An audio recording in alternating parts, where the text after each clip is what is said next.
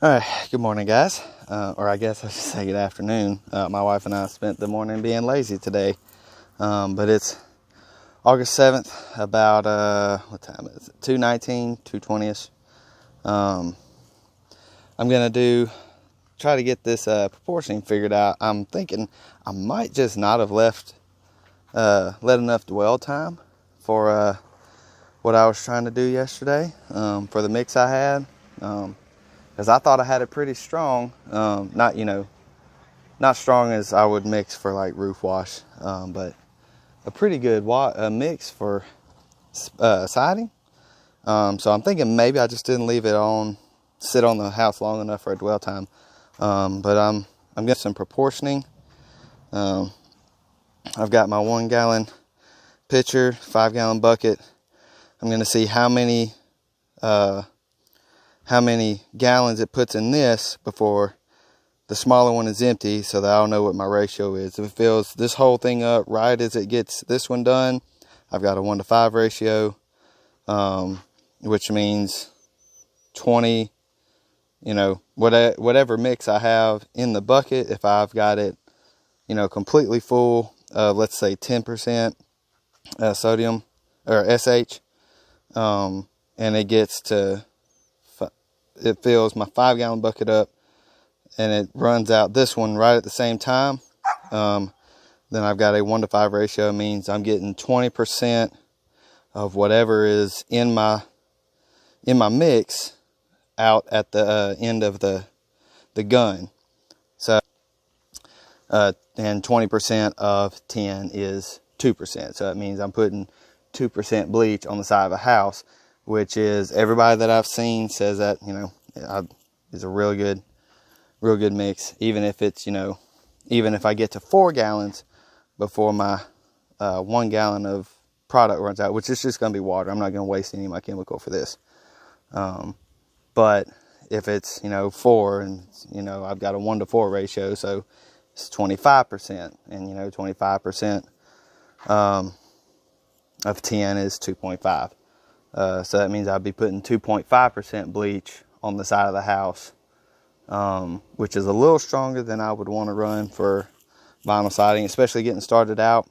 I don't want to, put it on that strong and then let it dwell too long.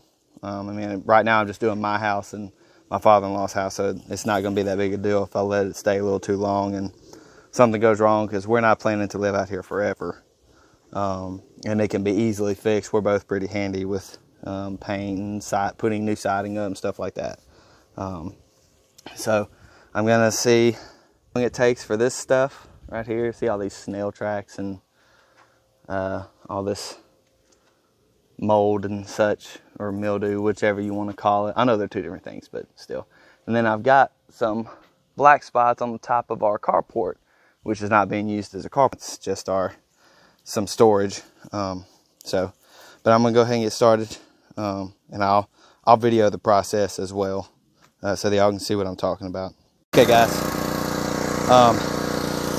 So I've got my proportion testing set up, and just to kind of show y'all exactly what I meant. I don't know if I explained it well enough just a minute ago, but so what's gonna happen? And this is just water, and I've got that old bucket cut out and shoved down in there just to make sure my chemical hose stays in there, and down at the bottom, just kind of hold it down in there. And this bucket is empty, and I've got it notched. I've got I've marked it with a permanent marker on the side, show me where 1 gallon, 2 gallon, 3 gallon, 4 gallon, and 5 is at the very top. So this one is completely full. It's 1 gallon of water, and it's going to act as a draw. It's just water. There's nothing left in it. There's no chemical. This is just a test. This one is empty, and we're going to just straight fill this one up until this one is empty. So whatever I get to over here will show me my proportion for how many gallons of water it's putting out per this. So we'll see. So here we go. Let me show y'all what I mean. And I've got my chemical tip already on here. So, and I learned this trick from a guy named Joe. I don't remember his last name, but he owns Powerful Improvements in Putnam, Connecticut. I watch a lot of his videos, so thank you, Joe, for showing me how to do this. Here we go. We're just gonna fill this up. That's all we're doing. See, it's drawing. You can't really see because it's clear water, but we're gonna look down here. I don't know if you can see it, but you can already see that it's drawing water out. I might should have put something to color it, but here they are. We'll see.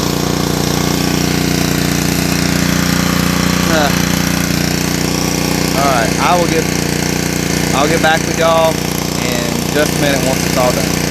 Okay, so I guess good news and bad news. My machine isn't using product as quickly as I thought it was.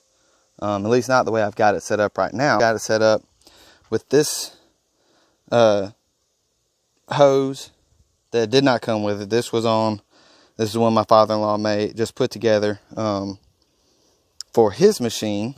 It's the older one in the garage, but we're getting just under, not 1 to 5, not even 1 to 10. I had to pour this bucket out twice, and this is the third time, so we're getting a 1 to 15 ratio. And I'm not sure what the math is that comes out to that. I didn't do it before I started this, but it's not quite what I was hoping for, not quite as strong as I was hoping. 1 to 10 would have even been right where I would have, right in the middle of where I would like to have been. So what I'm thinking I might have to do is get a higher proportion nozzle or downstream nozzle for where the chemical goes in and hits the hose. And what I might do is just get one that I can put right here, get a few different ones, so that I can, if I can get one that does a 1 to 5 or even 1 to 4 on this, and I can use 12.5% bleach for downstreaming. That's what this method is called, is downstreaming. It's not, I don't have a soft wash machine or a 12 volt pump to just only pull that just yet. They cost a little bit of money, and we're trying not to run through our savings instantly. So what I might do is get a few different nozzles to go right here, or bits, whatever. I don't exactly know what they're, fittings. That's what they're called, fittings. But get one that does like a 1 to 4, and then a 1 to 5, and maybe a 1 to 10. Because I don't think 1 to 15 is going to be as time efficient as I would like to be in this process. So right now I've got it to where it goes in right under here. That thing is under here. This goes right in here, and it'd be a little difficult to show y'all right now, but and it'd be a lot harder to replace in there when all I have to do is just close that one under there off, and then put a new one out here and just quick connect it. So I'm still going to see what this 1 to 15 ratio will do for me on my house and how long it has to dwell, just to get things started. And then I'll go get that other bit. And I promise I'm going to post before and after pictures of this, of these 3 houses that I'm trying to use for my advertisement pictures. I need to thank all the guys I've been watching on YouTube. Justin at home at Forever Self-Employed, and then Joe at Powerful Improvements. Those are the 2 main guys I watch. I've watched a ton of their videos. Oh, and Zay. Oh crap, I can't remember. I'll tag all their channels down there. Y'all, if y'all wanting to start this stuff up, man, start at the beginning of their videos and just watch them. And they each teach in a different style and say things differently. So that's 3 different ways instantly to learn. They all have a different way of saying different things. So if one of them explains one, you know, their way, and you're like, I think I get it, you know, go watch the other two, find their videos on what they're explaining the same thing, and it'll probably click with one of those three, because they are really good at explaining things. Two of them, Justin and Zay, have some courses. I have not taken them yet, but I really want to. As soon as I've got, you know, the pocket money to do that, I'm going to purchase their course and go through it. So thank you, three guys. I'm going to, y'all didn't say, you know, how frustrating it would be just to kind of learn this pattern of, and trying not to be impatient with the dwell time. But it's okay. It's a learning experience. Thank y'all anyway for putting all y'all's material out to where guys like me can learn to do it and try to make a better life for our families, to where we're not having to worry about, am I going to get in trouble with the boss? I am a people pleaser. So, I mean, customer service is something I'm big on. So I am worried about pleasing the customer, but you know, I have that customer experience, person-to-person customer relations experience, to where if I mess up, I own my stuff, I own my mistake, and I explain it to the customer, say, hey, this is what happened. I hope that never has to happen in this process that I'm going through.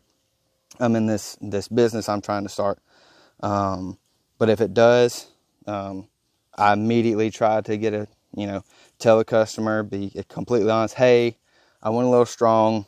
There's a spot on the side that got, a little discolored or something like that if I leave it on too long. And hopefully I never do that. But if I do, and then let them know I do have the skills to fix that. If you would like me to, I'll do it at no charge.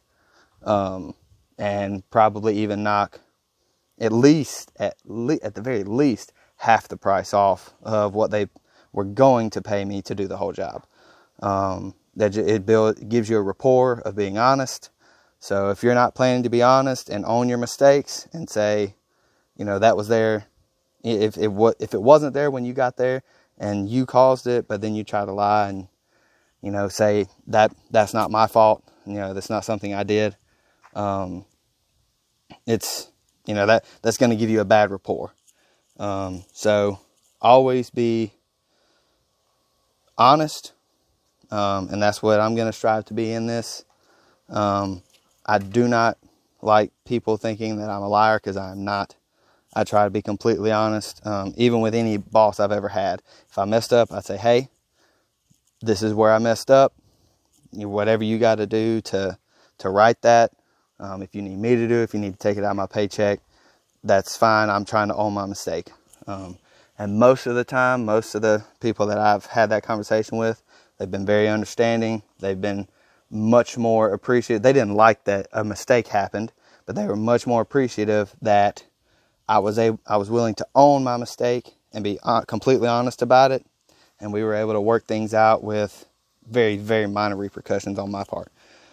So y'all stay tuned. I'm gonna get these before and after pictures done, I promise. So stay tuned. Okay, guys. It is about probably 2. I don't remember what time. I think it was at like 1:19, 2:19, something like that. And it is 4:30 now, so 2 hours later. Still not getting the results just with the, apply and rent, apply, dwell and rent. I even let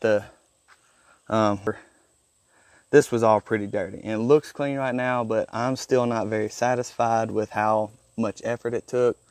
The siding is clean now, but the gutters, I had to put a little pressure on them, and I don't know if you can see it, there's still a little bit of crud left. It didn't do much. I mean, it did a little bit to the roof of my carport, but I didn't really spend a whole lot of time on it. I did spend some time on this. This is metal siding for our carport. It had black mold all the way across that top piece right there, all the way down on most of these little spines here that come out.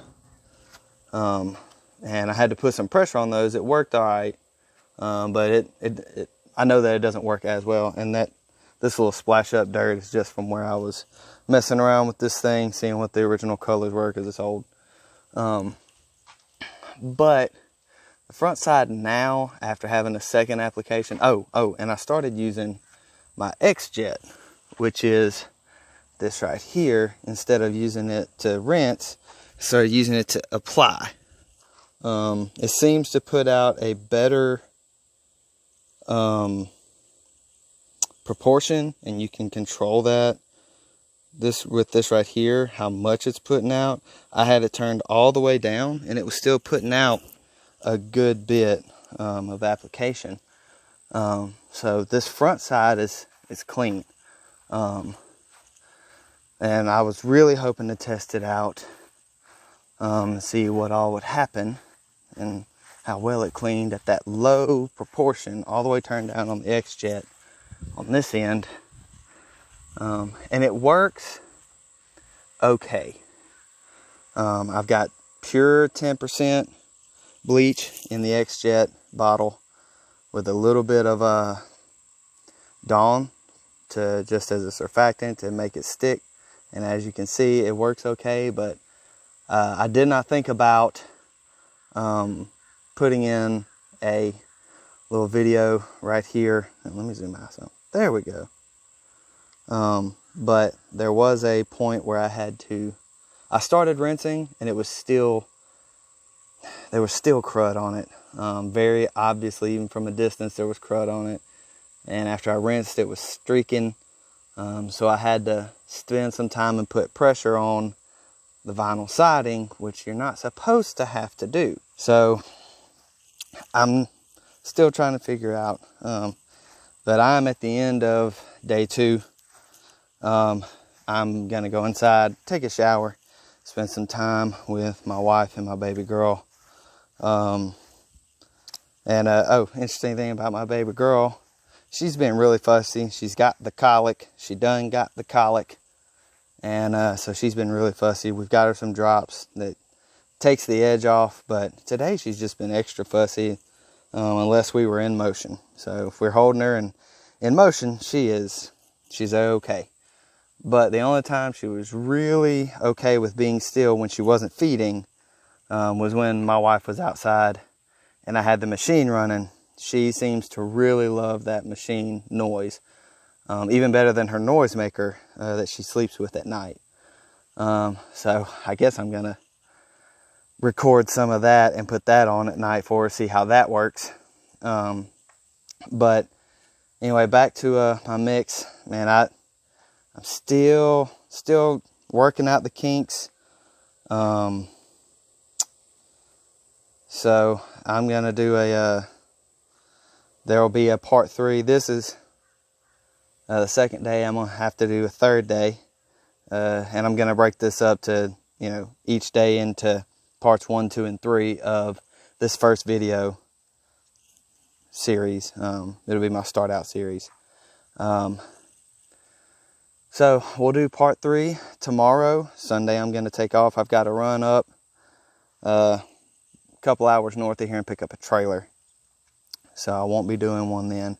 But hopefully by the end of tomorrow, I'll have it all figured out. I'm going to go get another proportional injector. That's what they're called. They're not called fittings or anything. They're called injectors. I'm going to go get another detergent or chemical injector that'll hopefully feed more, and I'm going to go through some other videos of other guys, see if they have any really early videos of when they were just figuring stuff out that I missed. Justin, Joe, and Zay, if you're watching this, I'll tag their videos. Just if any of y'all 3 see this and you can kind of pinpoint what I'm doing wrong right now and help me out, that'd be great. But thanks, Joe, Justin, and Zay. If y'all want me to watch your course to figure out what I'm doing wrong, I may just have to do that. But if you could just give me a few pointers for free, that'd be great too. But anyway, y'all have a good night. God bless y'all. Love y'all, and have a good night.